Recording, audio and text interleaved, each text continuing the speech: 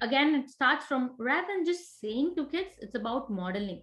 When a child, for example, some children are soft by nature, whereas some children are very active by nature, and they exhibit some very rough behaviors. It just comes to them naturally. But just whenever they're going to someone's place and then asking for a toy, and then when they're not getting it, like instant gratification, they want immediately, they want anything immediately. At the time when we just say them no, they can't regulate the emotions. They just cry a lot and make a huge drama. And for those kind of children who are not able to regulate the emotions, the best thing is, instead of just hitting them, or instead of, that's a common behavior, or just shaming them, you're a bad boy, you do not know how to share your toy, that those are all shaming.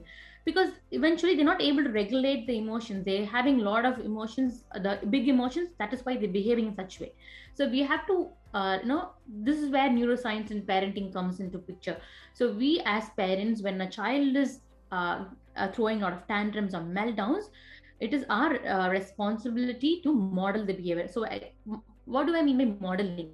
When a child is behaving in an unacceptable way, instead of just shaming or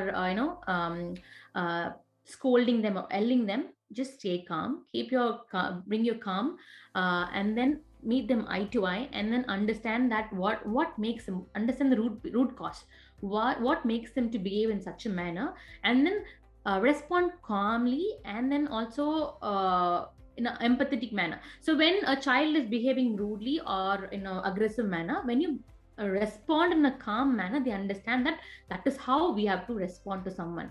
So when someone is exhibiting aggressive behavior, we have to come down to the eye level, we have to hug them, we have to stay calm with them. So because they're coming from perspective where they're not able to regulate the emotions, that is what a child understands. So when a child does that mistake, instead of shaming, we have to model that behavior. When we start modeling, that actions are being wired into their brain. So repetition. So how does a neuron forms in the brain is that through repetitions. When a child is crying, when a mom is trying to feed the child, it means the baby is trying to soothe themselves.